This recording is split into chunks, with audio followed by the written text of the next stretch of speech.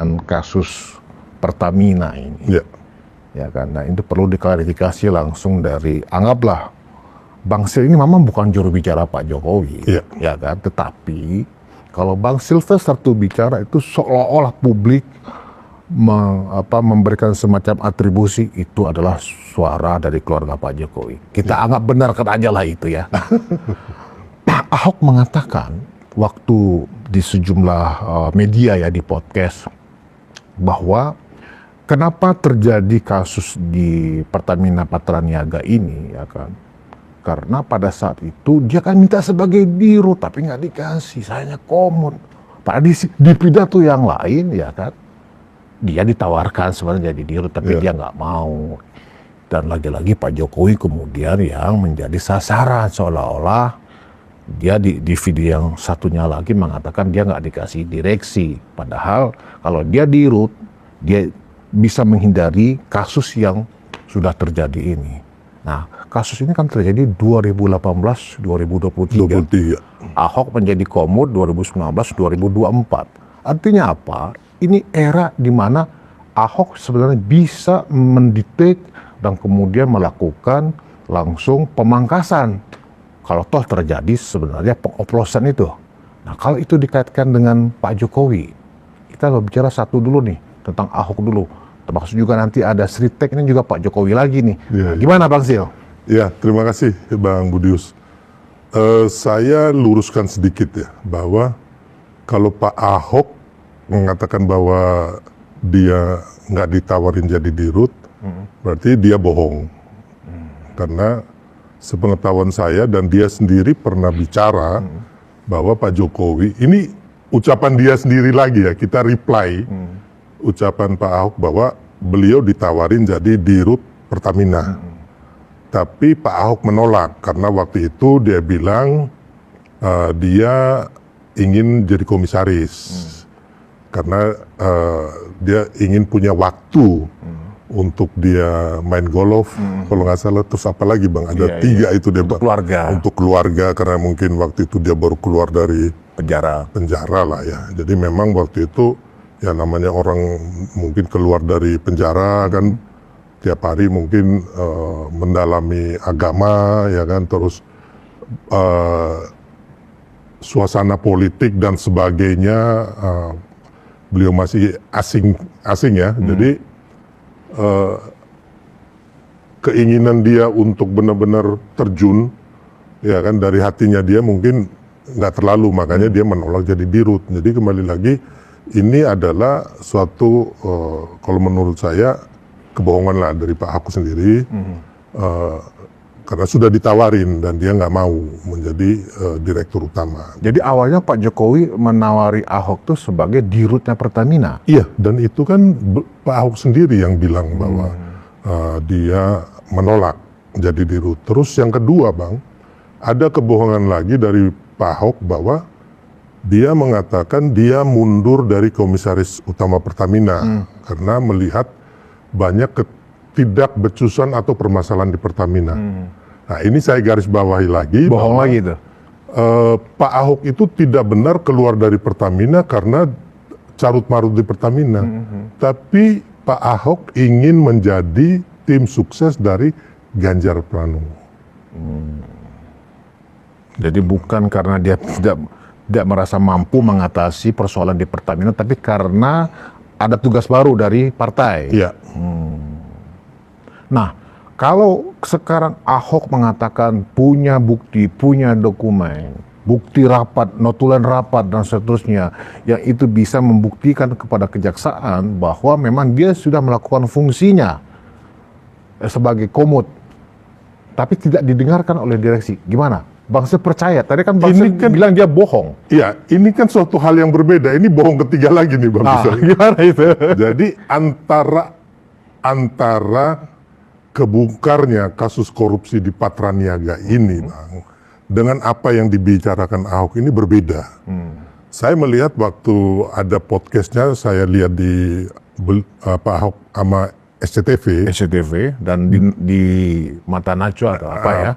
Yang di SCTV itu saya lihat bahwa Pak Ahok sendiri tidak mengetahui sebenarnya permasalahan korupsi ini di mana, Bang? Jadi dia hanya mempermasalahkan. Benar kalau dia menganjurkan di rapat-rapat ada bukti dokumen bahwa pengadaan barang jasa di Pertamina ini harus melalui e-katalog LPSE. Saya setuju dan itu bagus. Gitu loh, Bang. Tapi kan bukan ini, Bang. Sebenarnya kasus korupsi yang di Patraniaga ini adalah ada blending, oplosan, ya kan, dari minyak yang RON 90 ditambah zat aditif menjadi Pertamax 92 yang dijual. Dan ini dilakukan oleh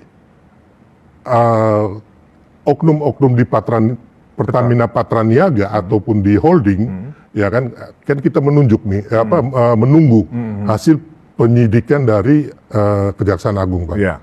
Dan ini dilakukan di salah satu kilang minyak anaknya Risa Khalid di Banten. Nah, ini yang saya yakin Ahok nggak punya bukti ini, gitu, Bang. Tapi kalau bukti dia rapat memarahi direksi anak perusahaannya Pertamina Patraniaga atau segala macam perangkat di Patraniaga, ya mungkin ada gitu. Tapi kalau umpamanya saya tuh inginnya Pak Ahok kalau memang punya bukti bawalah ke Kejaksaan Agung.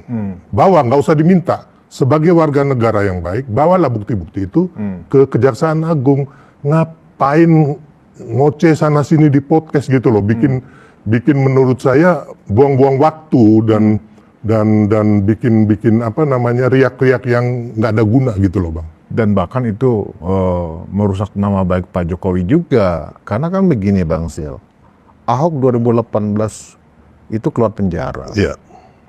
Bayangkan Pak Jokowi sebagai sahabatnya Ahok pada saat itu, ya kan, memberikan sebuah posisi yang sangat luar biasa secara ukuran profesionalisme, ya kan?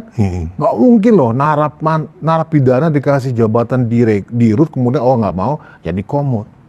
Tapi kok kepercayaan yang diberikan Pak Jokowi kepada Ahok untuk bisa menata dan membereskan Pertamina kan begitu, ternyata bikin masalah. Ya. Ini gimana, Bang Sil? Ya, jadi kembali lagi, Bang, saya tekankan kepada kita semua biar masyarakat tahu kebenaran seutuhnya. Itu bisa dilihat juga di media, ya kan, bahwa Pak Ahok itu mundur dari Komisaris Utama Pertamina karena menjadi tim suksesnya Ganjar. Dan itu bukan hanya Pak Ahok. Ada teman saya dari PLN juga, Eko Sulistyo, mundur dari PLN. Jadi waktu itu dua lowong, Bang. Gitu loh. Pertamina sama PLN. Pertamina PLN. Nah, ketika proses Ahok sempat mundur itu dan kosong kan? Ya, kosong. Kemudian sebelum masuknya Iwan Bule kan baru agak lama ya, baru kemudian sebelum Pak Iwan Bule, Pak Mantili dulu. Mantili. Nah, apa peristiwa yang terjadi sebenarnya kok dibiarkan kosong? Jangan-jangan Bang Sil sedang ditawarin juga? Iya, jadi memang kosong. Saya ditawarin, Bang, terus terang. Oleh Pak Jokowi waktu itu? Saya nggak usah sebut nama siapa, tapi intinya saya ditawarin untuk mengisi kekosongan Komut Pertamina itu. Tapi karena waktu itu saya juga sudah terdaftar di TKN Prabowo Gibran. Sebagai wakil ketua ya? Sebagai wakil ketua, saya juga menolak, Bang. Karena menurut saya ini suatu hal yang lebih besar yang harus saya menangkan gitu loh. Untuk Pak Prabowo dan Gibran ini, kalau saya dan juga masyarakat dan juga teman-teman bisa memenangkan ini kan bukan hanya Pertamina yang kita urus, tapi sebuah negara untuk Indonesia ini maju, Bang. Makanya saya menolak karena saya harus keliling waktu itu dengan Mas Gibran, termasuk dengan Pak Prabowo, acara-acara TKN itu dan juga kampanye di mana-mana itu, saya termasuk yang salah seorang dari sekian banyak tim yang membuat jadwal, merancang strategi kampanye di daerah-daerah itu, Bang. Jadi nggak mungkin lah saya juga harus mundur kan. Otomatis saya menolak waktu itu. Ya, akhirnya nggak berapa lama, ya, kalau nggak salah direktur utama yang sekarang ini yang diangkat, Pak Mantili itu. Jadi komisaris Pertamina. Terus nggak lama beliau akhirnya menjadi direktur baru. Iwan Bule. Iwan Bule yang menjadi komisaris utama gitu. Pada saat Bang Silvester ditawari untuk menggantikan Ahok saat itu sebagai komisaris utama, apakah Bang Sil juga sebenarnya karena terlalu berat saya sebagai karena banyak masalah Pertamina, atau benar karena alasan kesibukan TKN itu? Satu, kesibukan TKN, terus yang kedua saya juga punya kantor hukum dan juga saya punya beberapa bisnis yang memang saya pasti akan mundur dari semua itu, Bang. Dan menurut saya apa yang selama ini saya jalanin sudah baik gitu loh. Jadi saya lebih memprioritaskan pekerjaan saya, profesi saya, usaha saya sendiri, dan juga kedudukan saya sebagai wakil ketua tim kampanye nasional itu, Bang. Itu yang lebih saya beratin daripada komisaris utama Pertamina. Dan Abang harus tahu bahwa komisaris utama Pertamina itu dia harus setiap hari ngantor, Bang. Sebenarnya Ahok juga bilang dia nggak tiap hari ngantor, dia tiap hari ngantor. Dan dia juga sign, Bang. Ada mungkin kontrak ataupun kontrak-kontrak besar selain direktur utama itu Komut juga tanda tangan. Biasanya begitu, Bang. Kecuali komisaris independen ya. Yang datang kapan saja ya, yang paling top ya pas RUPS baru datang. Paten juga Bang Silvester ini, sebagai wakil ketua TKN tetap happy ya kan, tetap sebagai barisan terdepan dalam menjaga atau membentengi Pak Jokowi, padahal nggak dapat jabatan apa-apa loh setelah kemenangan Prabowo Gibran. Kalau yang lain-lain kan kita lihat kan pada marah-marah ini, Bang. Oh enggak, jadi bukan nggak dapat, saya ditawarin. Bahkan untuk yang komisaris utama Pertamina itu 2 kali saya ditemuin oleh saya nggak usah sebut nama siapa ya kan, saya ditemuin supaya saya bersedia, tapi saya bilang enggak, kan kita masih pemenangan lah di ujung, udah di ujung itu, Bang. Di ujung pemenangan lowong tuh, Ahok kan mundur, Bang. Jadi lowong ya saya ditawarin, tapi kita kan udah mendekati final kampanye gitu loh. Padahal yang di bawah Bang Silvester yang bukan wakil ketua sudah jadi pejabat, sudah jadi komisaris loh, Bang Sil. Ya itu takdirnya mereka, Bang. Ya, saya sih mendukung aja, kawan-kawan baik, bagus, mau bekerja untuk rakyat, saya sangat mendukung gitu. Oke, kita kembali ke persoalan Pertamina tadi, Bang Sil. Jadi kalau kemudian Ahok dianggap sebagai orang yang tidak tahu berterima kasih kepada Pak Jokowi, Bang Sil sepakat itu? Ya itu kembali lagi kepada Pak Ahok sendiri dan juga penilaian masyarakat, Bang. Ya kan, kita lihat bagaimana Pak Jokowi menawarkan beliau setelah habis menjadi seorang narapidana, terus menjadi direktur. Beliau sendiri menolak, akhirnya beliau menerima sebagai komisaris utama Pertamina dengan gaji yang besar loh, Bang. Tantiemnya lagi juga besar. Puluhan miliar ya. Jadi saya pikir harusnya Pak Ahok bersyukur lah. Ya kan? Jadi kalau tanpa Pak Jokowi, dia nggak gubernur, bukan anggota DPR. Ya kalau saya lihat sih dia bukan siapa-siapa, Bang. Kemarin ya sebelum diangkat jadi komisaris Pertamina itu, kalau nggak ada Pak Jokowi, ya dia nothing lah. Ya bahkan itu pecah rekor juga, Bang Sil. Satu-satunya mantan narapidana ya yang langsung diangkat jadi pejabat tinggi di sebuah perseroan terbatas milik negara yang paling elitis, paling besar ya. Ya. Dan ini sebenarnya, Bang, saya juga harus jujur mengatakan Pak Ahok itu bagus.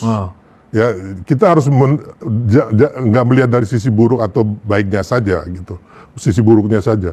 Pak Ahok juga bagus gitu loh.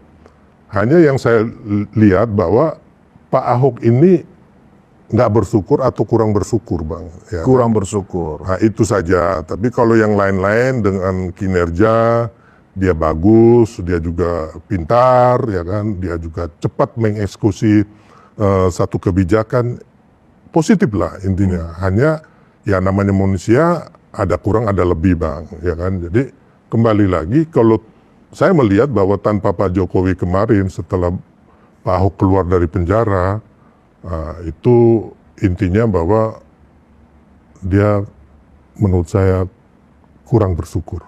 Kurang bersyukur. Iya. Itu bahasa lain tidak tahu berterima kasih. Entah berterima kasih kepada Tuhan lah setidaknya.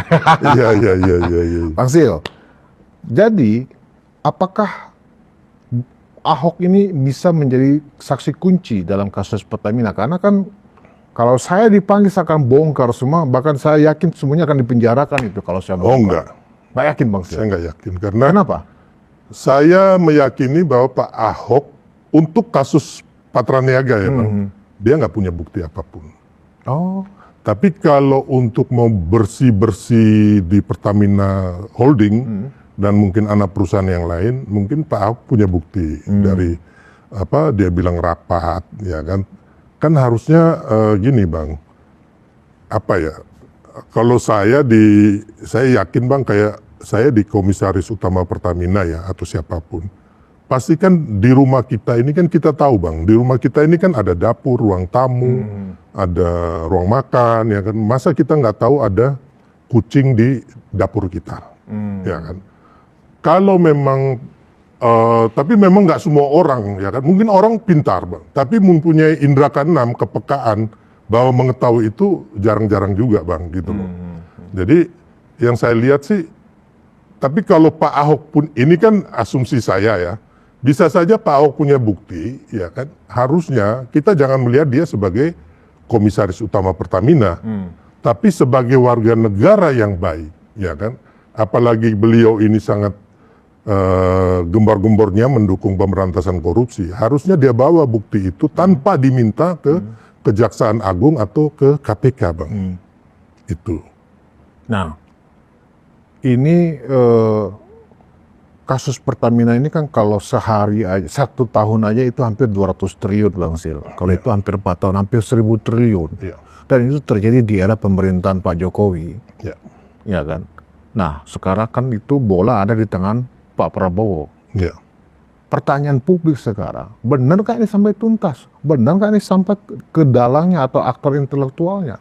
Kan nggak mungkin mereka makan hanya 7 orang itu, Ya, uang korupsi. makanya kan kita melihat di sini, Bang. Kita lihat bahwa di era Pak Prabowo ini benar-benar Pak Prabowo itu mau jihad melawan korupsi. Yang kita lihat, Bang, kasus Pertamina ini kan ketika paginya diresmikan Danantara, malamnya Kejaksaan Agung membongkar kasus korupsi di Patraniaga ini. Ya kan? Karena Pak Prabowo sendiri waktu ingat nggak kasusnya Harvey Muiz mengenai timah itu Bang, waktu di persidangan kan kalau nggak salah hanya dijatuhin vonis 6,5 tahun awalnya. ya, terus sebagai waktu itu Pak Prabowo minta agar Kejaksaan Agung kalau nggak salah naik banding lah, ya kan? Memang beliau punya kewenangan itu sebagai atasan dari Kejaksaan Agung kan, dan akhirnya terbukti sekarang Harvey Muiz itu dijatuhi 20 tahun lebih ya kalau nggak salah Bang. Jadi ini memang mulai dibongkar Bang di erahan pemerintahan Pak Prabowo gitu loh. Jadi kembali lagi sebenarnya kasus korupsi ini kalau kita mau menyalahkan Pak Jokowi Bang, di sini kan Pak Jokowi mengurus berapa puluh kementerian Bang. Belum lagi ratusan juta masyarakat, belum lagi urusan mengenai luar negeri kita, internasional. Nah, harusnya yang saya melihat ini benar-benar kementerian itu sendiri Bang, atau BUMN sendiri ini memang harus ada pengawasan melekat, dan baik direksi, komisaris maupun di Kementerian BUMN harus mempunyai kepekaan dan mata telinga sendiri, mata telinga untuk mengetahui itu. Jangan sampai mereka sendiri yang menjadi aktor di balik semua ini Bang. Jadi kembali lagi, saya bilang tadi Bang, ini adalah kita melihat bahwa Pak Prabowo dengan membentuk Danantara ini termasuk Pertamina menjadi salah satu perusahaan yang Ada di dalam ada di dalamnya, makanya dia adakan bersih-bersih karena kan ini Danantara ini kan menghimpun Bang, ya kan, kayak semacam invest management lah untuk membiayai proyek-proyek yang profit oriented Bang ke depannya, sehingga dengan kayak Danantara, terus makan bergizi gratis, terus pencetakan sawah di mana-mana, terus 3 juta rumah gratis, sehingga ada pertumbuhan ekonomi yang ingin dicapai oleh Pak Prabowo dan Mas Gibran itu di angka 8%. Itu Bang. Tadi Bang Silvester menyebut ini jihad Pak Prabowo dalam memberantas korupsi. Artinya Bang Sil yakin ending dari kasus Pertamina ini nggak main-main. Mungkin bisa jadi seperti yang disampaikan oleh Jaksa Agung, kalau seperti ini kejadiannya tidak akan segan-segan bisa dijatuhi hukuman mati. Gimana, Bang Sil? Kayaknya kita belum ada hukuman mati ya Bang.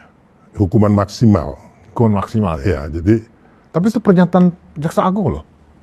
Ya, jadi sekarang ini Bang, kalau menurut saya memang harus dirubah dulu undang-undangnya Bang. Bisa jadi barangkali. Ya kan, terus yang kedua Bang, yang paling penting Pak Prabowo mau jihad melawan korupsi.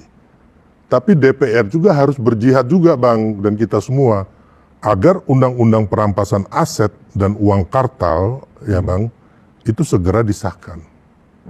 Terus yang kedua Bang, ini yang agak nyeleneh ya, saya nggak tahu nanti gagasan saya ini bisa jadi polemik atau tidak, terserahlah masyarakat. Kan selama ini pejabat negara kita, baik di kementerian, ASN, BUMN, mengangkat sumpah ini kan pakai kitab suci Bang. Iya.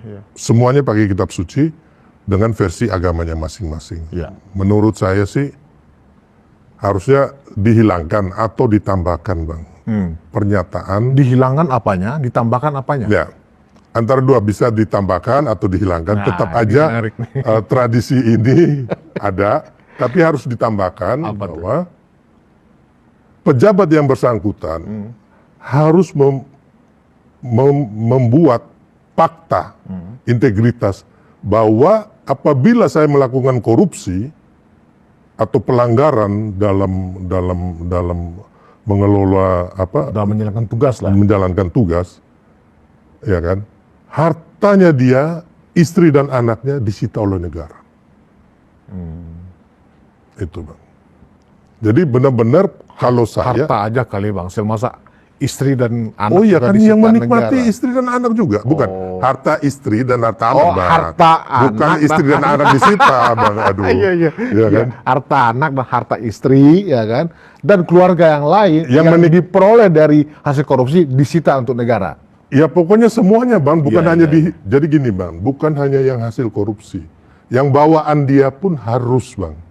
Itu ada Jadi dalam benar-benar- sumpah jabatannya. Iya, dibikin fakta integritas gitu loh Bang. Jadi benar-benar bahwa kita ingin ada zero corruption gitu loh. Kalau bicara tentang sumpah seperti itu Bang Sil, agak ironis juga ya. Padahal semua pejabat ini kan semuanya kan dengan sumpah di atas kitab suci kan. Semuanya memakai nama Tuhan ya. Semuanya mengucapkan nama Tuhan. Tetapi ternyata sumpah itu cuman lain di mulut, lain di hati, lain juga dilakukan. Ternyata semuanya pemburu rente. Bener juga usulannya Bang Silvester, buat apa ada sumpah jabatan? Iya. Kalau ternyata tidak ada sebuah pertanggungjawaban moral dari yang mengucapkan sumpah, dan juga ada tindakan hukum yang jelas dan tegas gitu loh. Persoalannya kan kita di situ. Bang Sil yakin ini Pak Prabowo ini serius dalam melakukan jihad melawan koruptor ini, melawan korupsi ini, untuk memberantas korupsi ini. Saya sangat yakin karena kalau yang saya lihat Pak Prabowo ya, beliau ini sudah selesai dengan dirinya sendiri Bang. Seperti halnya kemarin Pak Jokowi ya. Ya. Kita melihat, saya satu orang yang meyakini bahwa Pak Jokowi itu tidak melakukan korupsi Bang. Sampai hari ini Bang. Jadi saya sering menantang teman-teman yang mengatakan bahwa Pak Jokowi melakukan korupsi atau abuse of power. Semualah orang-orang pintar itu Bang. Tapi sampai hari ini Bang, belum ada satupun yang bisa memberikan bukti kepada bangsa kita, kepada dunia internasional bahwa Pak Jokowi melakukan korupsi atau abuse of power. Ya. Kan yang ada hanya framing. Dan saya lihat kalau ke Pak Prabowo sekarang Bang, saya yakin sekali. Kita lihat kemarin waktu banjir ya Bang, bagaimana Pak Prabowo itu turun Bang, langsung ke masyarakat meluk anak-anak kecil. Jadi saya pun ikut terharu. Selama ini kan saya terharu melihat Pak Jokowi ini Bang. Iya. Ya kan? Yang belusukan. Yang belusukan. Tapi kemarin sih lihat Pak Prabowo, saya juga meneteskan air mata. Ternyata ini orang, bahkan Pak Jokowi bilang lebih hebat dari Pak Jokowi. Itu terbukti ternyata ya. Terbukti. Ya kan? Sebelumnya kan Mas Wapres juga udah Ya. kemana-mana juga pakai sepatu boot. Ya. Beda dengan gubernur dan wakil gubernurnya, Bang Sil. Oh, gimana itu? Pramono Anung ketika banjir, wah gagah, pakai heli, Oh, naik helikopter. naik helikopter. Wakilnya, ya kan, udah kayak raja, Ya, ya kan, betul. naik perahu karet di seret. Padahal banjirnya cuma sampai sedengkul gitu loh. Pak Pramono mungkin mau melihat pemandangan, Bang. Ya nggak salah juga sih. Kan mungkin jarang-jarang. Sementara presidennya sendiri aja jalan kaki. Mungkin pakai jarang-jarang sepatu, naik gitu helikopter, Bang. Ya kan pingin juga, Bang.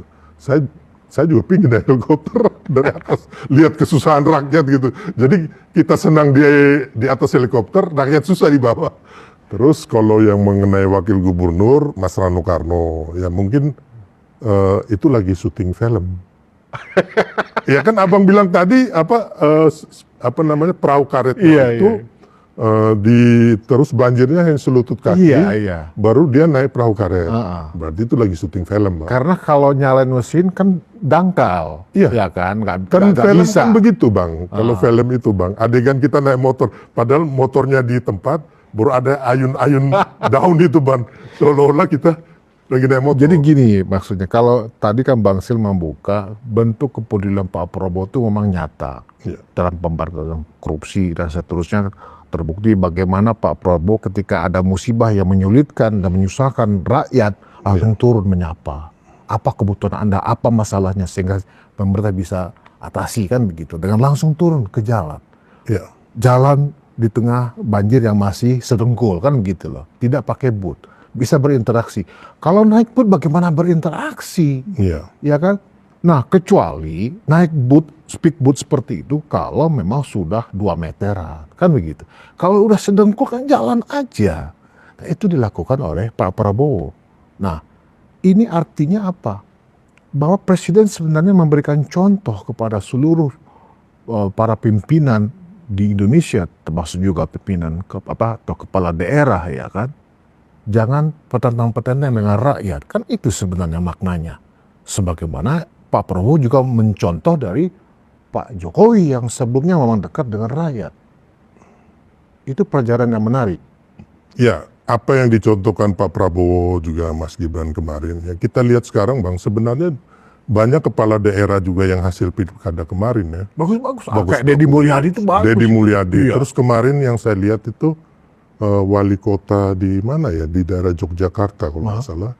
Dia menukar dia punya mobil operasional seharga berapa miliar itu dengan gerobak. Wow. Untuk mengangkut sampah atau apa itu, Bang. Terus ya yang seperti Pak Deddy Mulyadi. Jadi benar-benar sekarang ini kita lihat ini pejabat-pejabat kita ini sudah benar-benar mau benar-benar mendharma baktikan hati jiwanya, ya kan, tenaganya untuk rakyat, Bang. Dan ini apabila semua dilakukan, ya kan, terlebih kemarin ada retret itu, Bang. Saya yakin Indonesia akan cerah, tidak gelap seperti yang diisukan itu, Bang. Iya. Dan sebenarnya itu kan persepsi dari sudut pandang kita yang melihat ini secara positif, Iya. Bang Sil. Sementara banyak juga teman-teman kita yang di luar sana yang PHK ya. melihatnya secara negatif. Indonesia ini lebih dari gelap malah. Ini sudah gawat darurat katanya. Bahkan sudah bisa aja di daerah nanti muncul revolusi atau ketidakpercayaan kepada pemerintah pusat. Karena sekarang para elitnya sibuk pesta pora. Ya kan? Pemberantasan korupsi hanya sebagai sebuah sandiwara, sebagai lipstick. Ya kan? Artinya memang eksekusi sampai ke yang paling akhir dari tindakan pemerintah dalam memberantas korupsi ini memang ditunggu oleh masyarakat. Kan begitu, Bang Sil.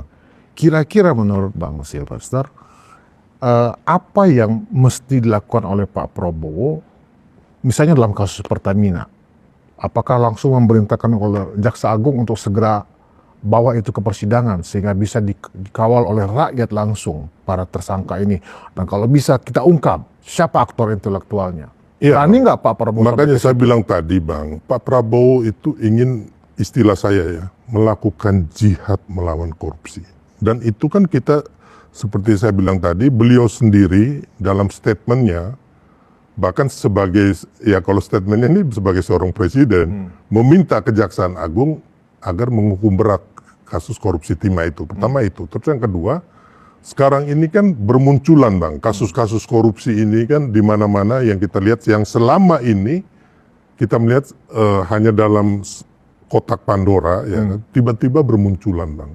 Itu kan paling enggak ada kerjaan dari timnya Pak Prabowo juga gitu loh Bang. Ya kan, enggak serta-merta, ataupun dari tim Pak Jokowi juga lah, kasarnya yang memberikan info Iya. ke aparat penegak hukum lah, intinya ke KPK kah, atau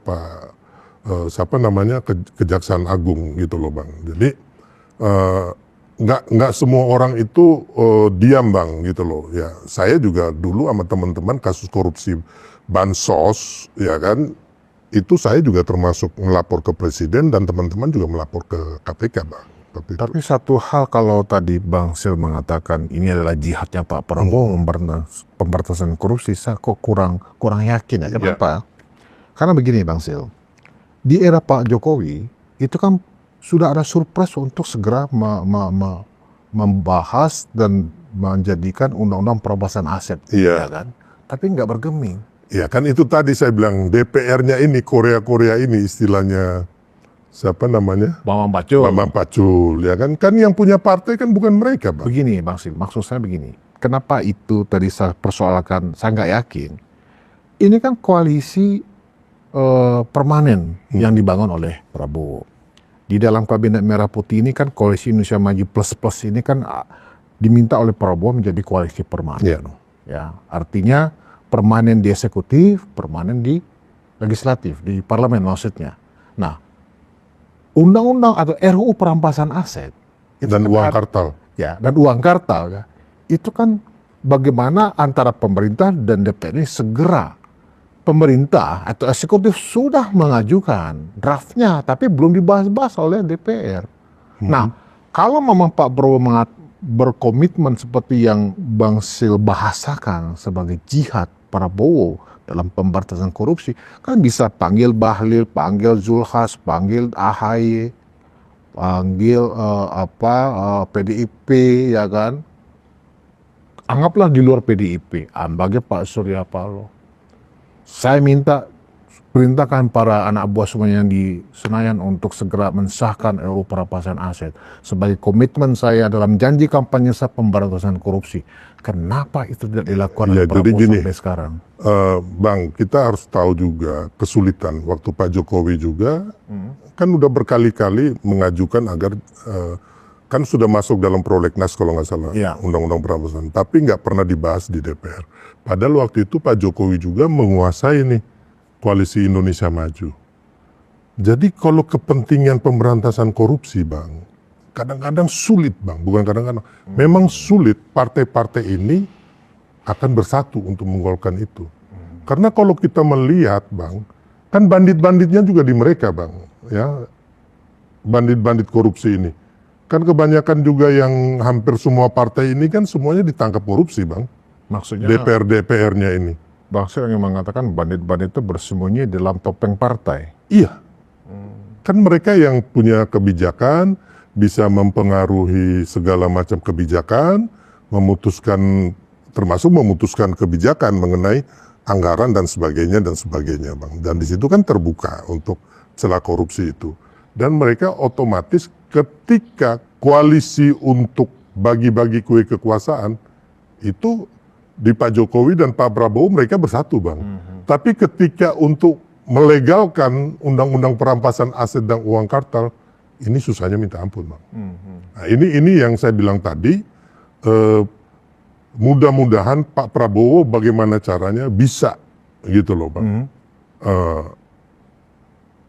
Intinya supaya teman-teman di DPR ini segera mungkin melegalkan undang-undang perampasan aset atau uang kartal, gitu Bang. Jadi Pak Jokowi kemarin terus terang aja nggak bisa Bang, karena kalau bagi-bagi kekuasaan menteri wamen, ya mereka sur-sur aja, senang-senang aja bang. Tapi ketika disuruh menggolkan undang-undang perampasan aset dari zaman Pak Jokowi itu susah. Gitu Berarti loh. kekuasaan Pak Prabowo juga nggak terlalu dominan ya kalau dilihat dari konteks ini ya Bang Sil ya. Dominan dalam hal-hal tertentu, tapi ketika dalam hal membahayakan Kepentingan partai-partai kepentingan ini partai-partai itu bang, nggak juga kuasa Pak Prabowo. itu- Sama seperti Pak Jokowi itu sebelumnya. persoalan bang. Jadi sebenarnya bang, teman-teman yang mau demo Indonesia gelap harusnya ini yang di Iya. demo. Kenapa DPR itu malah Ini yang mengeluarkan harus didemo, kalau nggak Bang. salah Kita mengeluarkan lihat, dari prolegnas. Bang, ya waktu kemarin waktu revisi undang-undang pilkada, semua mahasiswa turun sebagai pahlawan. Hanya 1-2 hari setelah undang-undang itu selesai, akhirnya pilkada sudah tidak ada lagi demo. Abang lihat, hanya kepentingan politik dari partai. Adik-adik kita dimanfaatin oleh mereka, bang. Nggak ada demo lagi kan? Nah, kemarin waktu Hasto sebelum dijadikan tersangka, demo Indonesia gelap bang. Bahkan demo juga di KPK. Sekarang ada demo lagi nggak bang? Saya tanya. Hari ini. Demo Sritek, Hah? demo yang PHK massal di karyawan Sritek. Ya kan, Atau tapi kan itu kabur hanya dulu ah. Iya.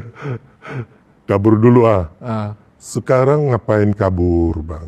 Ya kan kita Indonesia ini kaya raya kok. Banyak anak-anak muda yang bertumbuh sekarang membuka lapangan kerja. Ya termasuk saya mau ngomong, nggak usah ngomong jauh-jauh. Saya sendiri perantauan dari kampung. Bang. Saya datang ke Jakarta, ya kan dulu dari Surabaya dulu. Saya hanya bawa baju di badan. Nggak punya uang, ya ada minim lah mungkin 5.000 ke 10.000 perak gitu, Bang. Naik kapal laut. Kita fight untuk hidup bang, ya kan. Saya sekarang bisa membuka lapangan kerja. Bermanfaat untuk, ya adalah cukup lumayan orang lah bang. Saya harus bersyukur bahwa saya hidup di Indonesia. Gitu bang. Banyak hal bang, kita lihat itu kalau kita mau di Indonesia bang. Kita bisa ke IKN, kita bisa ke Papua, ke NTT, ke Aceh, kemanapun. Semua terbuka lebar, ya kan. Kita mau menanam apapun di Indonesia ini, tanam kayu, tumbuh, apa bang? tanam singkong tumbuh, hanya Tanam taruh kayu, aja tumbuh singkong. kena kus-plus kan begitu. Ya kan.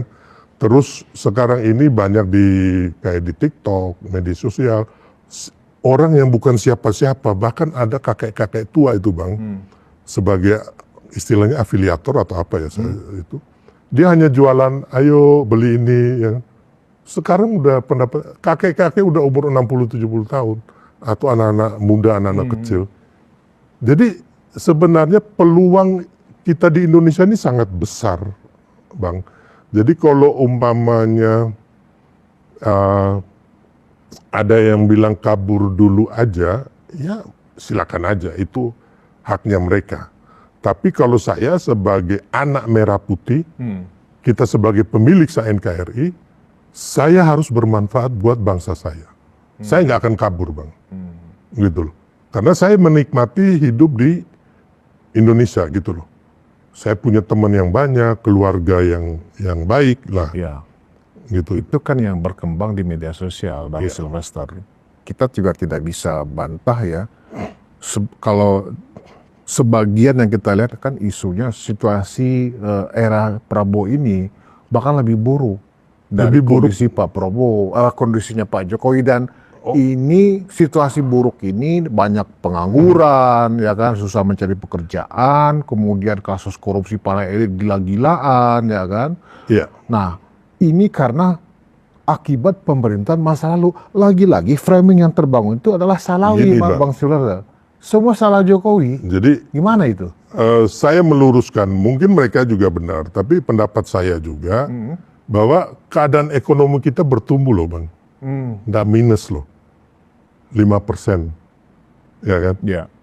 Jadi kalau kita minus baru bilang kita tidak baik-baik saja, atau mengenai iklim demokrasi kita, ya kan, bahwa ada penurunan dari mana?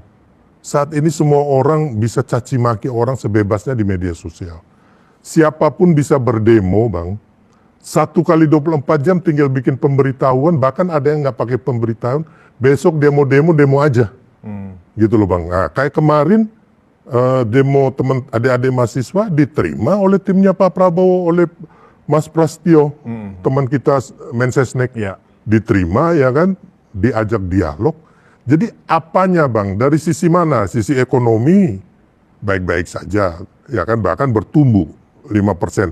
Di antara negara-negara di dunia mungkin pertumbuhan ekonomi kita masuk 10 besar. Gitu, Bang. Terus yang kedua, dari iklim demokrasi kita baik-baik aja, Bang. Bahkan kalau menurut saya bukan lagi baik, Bang, sangat baik, karena orang bisa mencaci maki orang, memfitnah orang, Aman-aman saja. aman-aman saja, gitu loh, Bang. Bahkan mencaci kepala negara pun baik-baik saja. Nah, Kecuali yang terakhir yang apes tuh, yang UNER ya, ini. karena itu sudah menghina orang ya, bukan Iya, masalah. iya. Jadi Bang, kalau di undang-undang itu bukan menghina kepala negara, itu udah nggak ada. Tapi menghina harkat dan martabat seseorang. Harkat dan martabat seseorang. Iya. Nah, Bang Sis tadi kan menyebut ada penurunan kualitas demokrasi. Kalau nggak salah itu mungkin terkait dengan pidato Pak SBY Di Tokyo kemarin. Tokyo, yang kemudian di framing juga oleh Rocky Gerung itu. Ya kan kita juga lihat lah, Rocky Gerung langsung bikin video di podcastnya, ya kan. Seolah-olah mau apa katanya terulang lagi 98. 98. Ini kan tukang bohong, Bang. Jadi Siapa tukang bohong? ya si RG ini, Bang. Jadi dia ini kan semuanya kan berdasarkan asumsi dia, ya kan. Dan yang nggak percaya orang-orang geblek kayak dia juga gitu loh, Bang. Ya, kalau kita kan yang waras nggak mungkin percaya.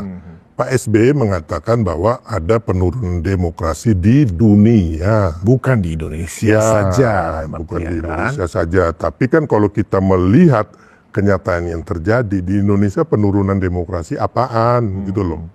Ya kan? Semua orang bisa jadi apapun di Republik ini, Bang. Iya. Sepanjang dia mau.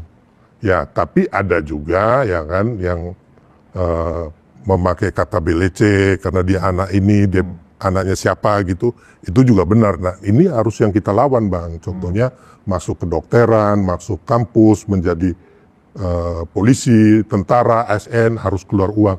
Ini ada, Bang, dan ini yang harus Pak Prabowo dan kita semua jihad melawan yang kasus-kasus beginian. Tapi kalau bilang iklim demokrasi kita, perekonomian kita menurun, enggak, Bang.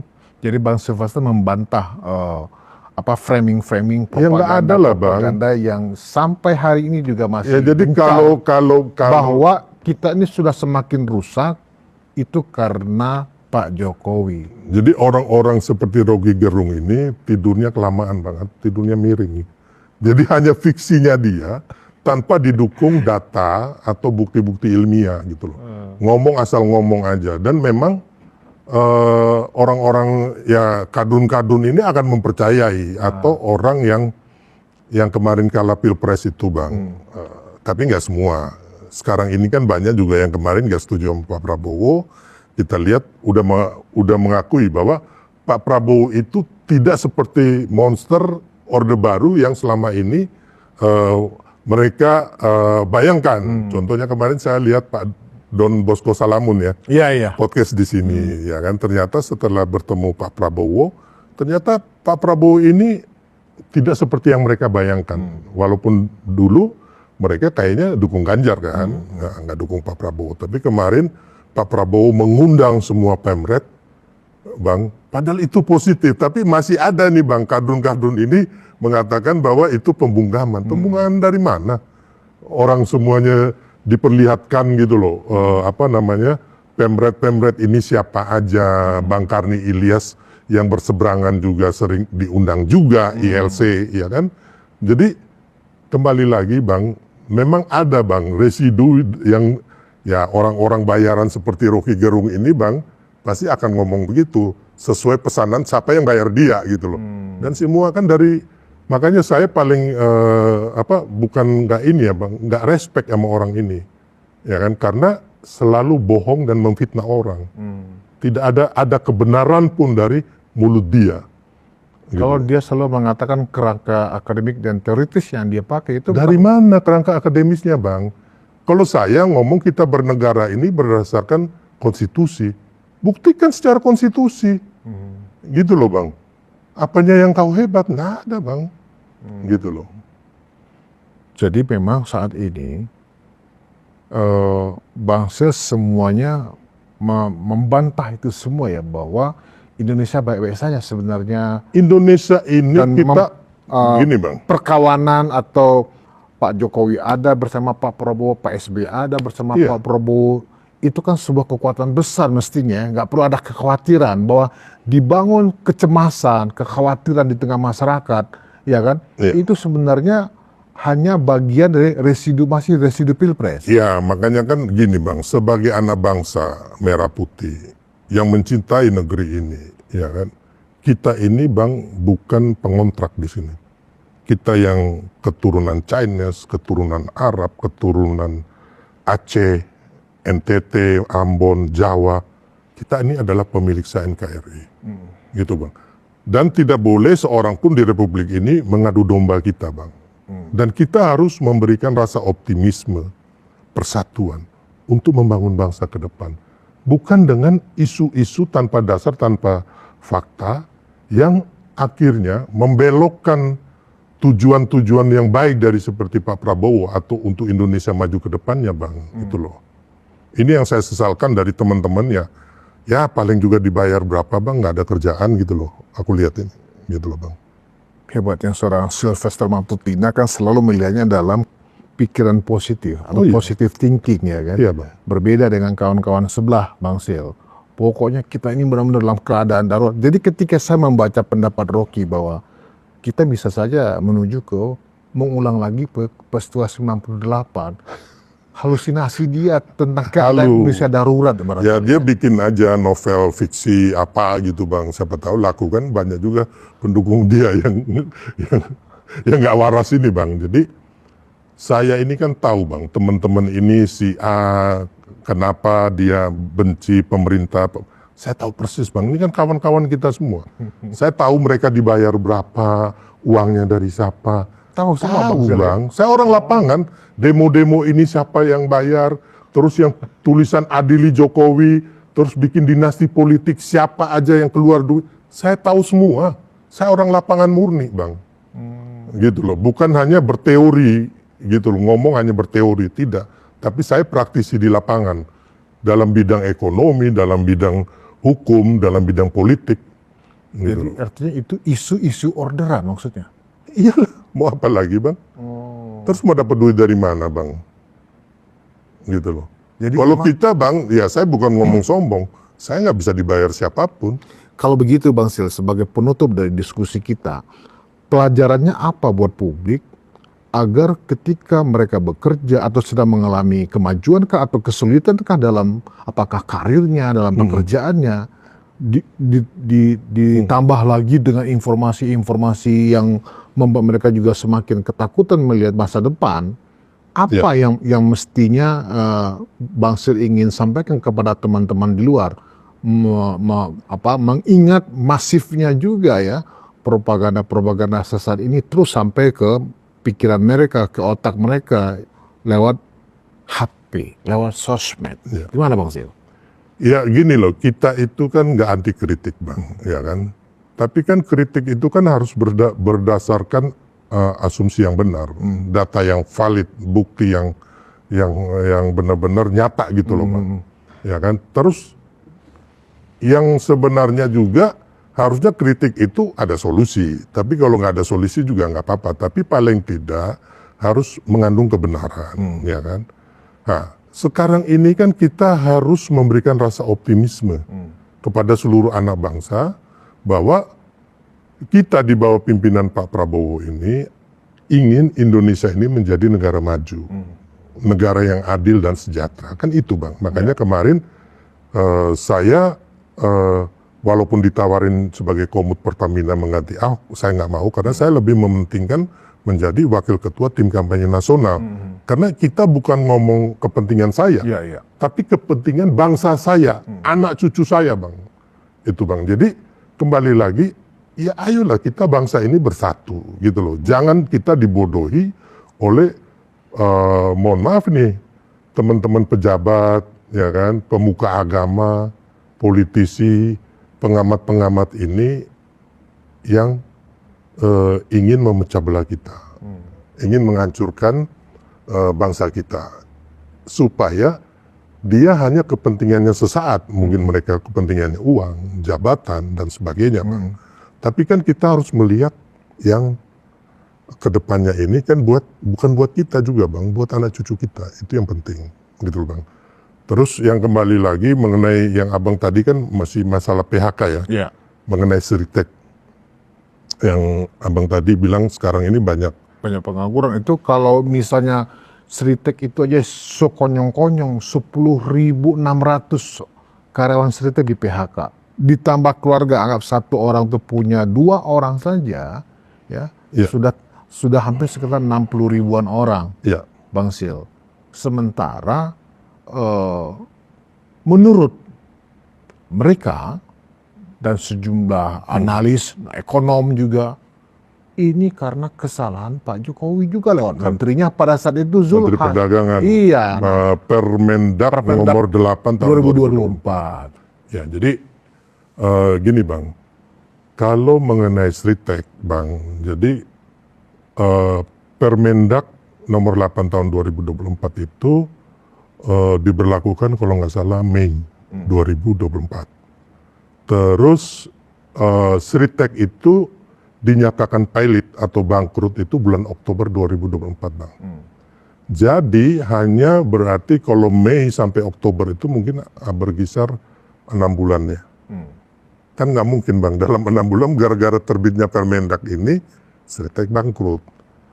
Kalau kita melihat Bang dari teman-teman termasuk orang Sritek sendiri, terus teman-teman pelaku usaha yang lain, memang Sritek ini punya utang yang besar sebelum terjadinya diterbitkannya Permendak. Utang dia itu kalau nggak salah 26,2 triliun. Itu hampir 28 bank Indonesia sama luar negeri lah pokoknya. Belum lagi lembaga keuangan Bang. Jadi utang yang menumpuk. Jadi sebenarnya kalau menurut saya sih memang selain ya nanti kalau kita bilang salah kelola manajemen, so tahu. Tapi intinya selain itu memang juga ada Bang. Jadi pasar dunia ini dibanjiri oleh produk tekstil dari Cina. Jadi bukan ke tekstil Cina ini masuk ke Indonesia karena apa Bang? Karena pasarnya Sritek ini adalah 100 lebih negara di luar loh Bang.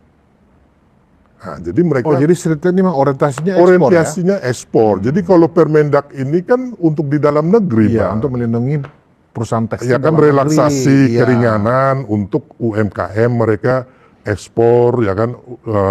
Bagaimana relaksasi ini diberlakukan agar tidak terjadi penumpukan itu kontainer-kontainer baik di Pelabuhan Tanjung Priuk itu kalau nggak salah ada berapa belas ribu ya Bang. Tanjung Perak. Sama Surabaya. Tanjung Perak. Sekitar hampir 26 ribuan kontainer. Ya di 2 pelabuhan numpuk. ini ya kan.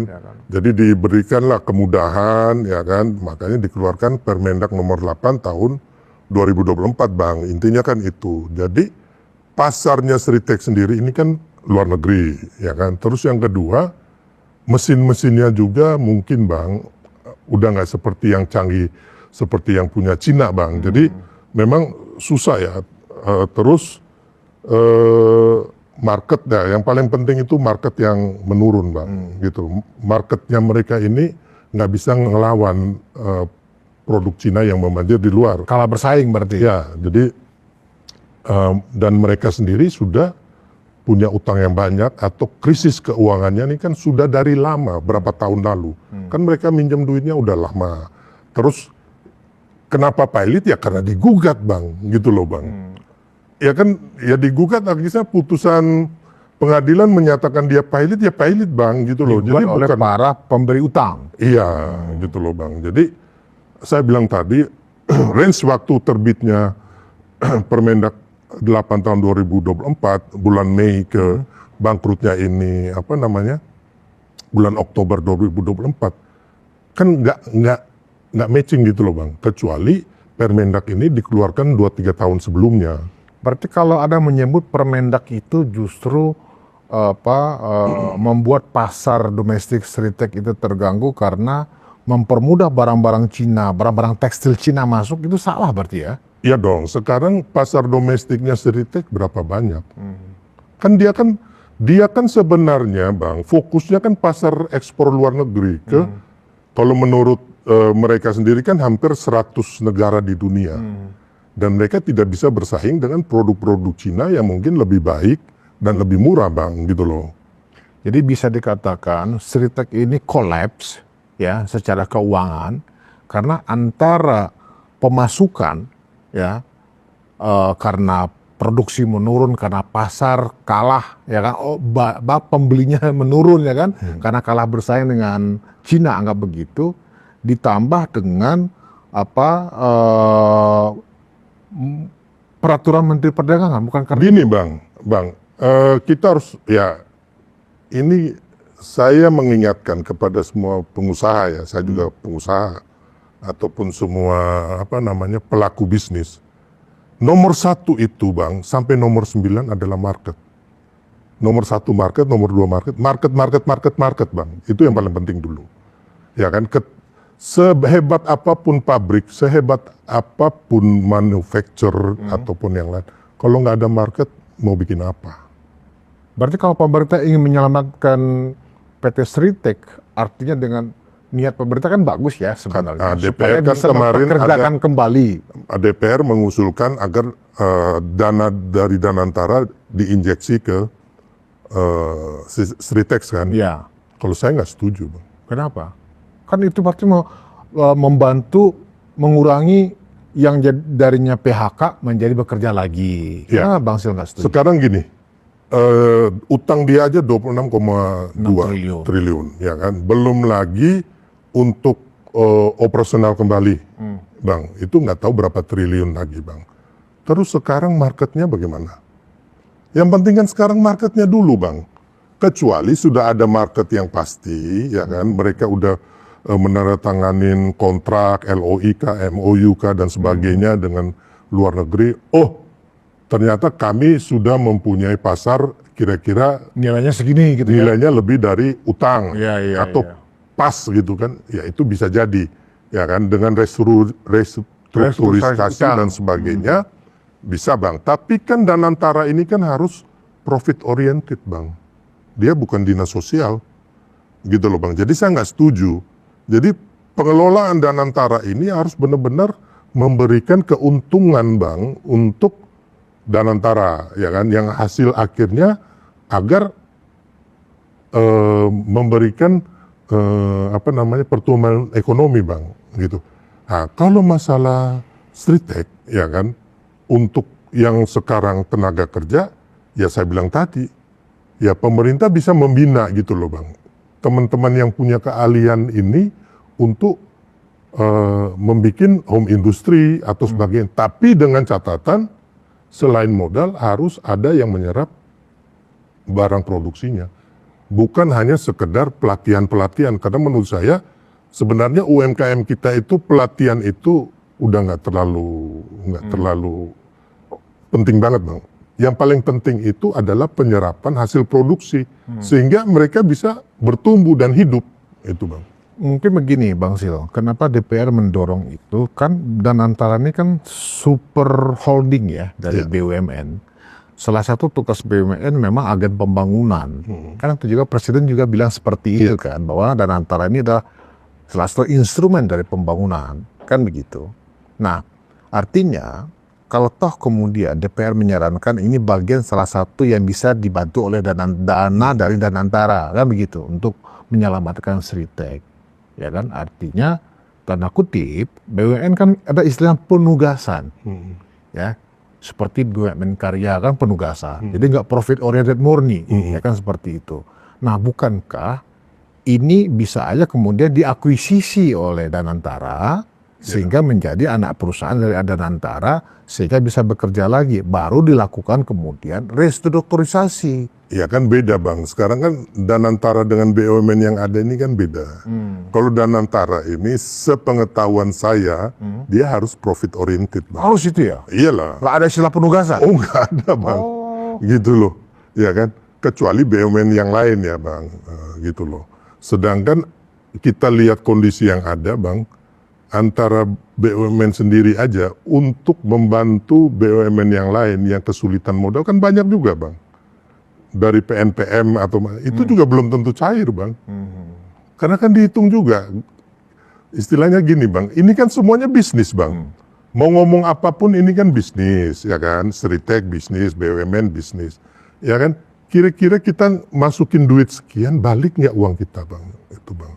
Makanya saya bilang tadi, ya kan Bang, yang paling penting itu yang tenaga yang kerja ini Bang, kita carikan gitu loh. Bikin mereka, saya bilang tadi, UMKM gitu loh Bang.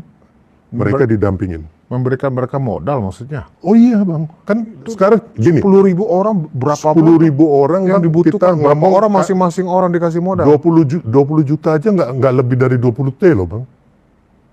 30 Sama juta. dengan utangnya mereka. Nggak nyampe, hanya berapa triliun atau berapa ratus miliar aja Bang. Tapi kalau misalnya, anggaplah ini, jadi Bang Silvester ini memberikan opsi baru nih ya. Iya. Jadi tidak setuju untuk diselamatkan dengan Danantara, dengan mengambil alih utangnya, ya kan, sehingga bisa berjalan lagi, operasi lagi. Nah, Bang Sil menawarkan, berikan aja mereka dipekerjakan dengan cara mereka dibina menjadi pelaku usaha UMKM. Kan nggak gampang juga. Gini Bang, Sil. kan gini Bang, teman-teman yang di PK ini 10.000 orang. Kan kita punya kebutuhan untuk baju anak-anak lah. Kan kita jangan bikin seragam militer seperti si Seritek. Seritek, ya. Ya kan, yang kita bikin kan umpamanya kaos kaki anak kecil lah, kaos kaki anak SD lah, baju lah, jaket lah, apa yang kita bina gitu loh. Pemerintah memberikan modal dan membantu untuk marketnya Bang. Ya kan. Dan ini menurut saya tidak usah sebesar yang kita harus 26T tambah untuk operasional mungkin 20T lagi, 50T terus. Marketnya dari mana Bang? Sedangkan di sini Bang, kita ini sudah kesulitan untuk melawan banjir tekstil Cina yang canggih dan murah. Di luar negeri Bang, siapa yang bisa menjamin itu? Apakah mereka pelaku ini yang jago-jago bisnismen top ini bisa menjamin itu? Saya yakin enggak. Saya yakin enggak Bang. Enggak ada yang bisa melakukan ini. Gitu loh. Nah, yang lebih mudah adalah dana dari pemerintah ini, ya kan, entah dari mana, ya kan, dari kita ambil dari mana, bukan Danantara, untuk memberikan teman-teman ini peluang usaha, ya kan, UMKM dan sebagainya, dibina dan diserap, dibantu penyerapan untuk marketnya. Itu lebih murah dan mudah, gitu loh Bang. Baik, Bang Silvester, ternyata udah 1 jam lebih kita diskusinya, nggak berasa. Kita bicaranya terlalu banyak sekali yang kita ulang ya. Dari kasus Pertamina, kasus Ahok, ya kan, sampai Danantara. Dan juga bagaimana masih adanya propaganda-propaganda yang menyesatkan masyarakat.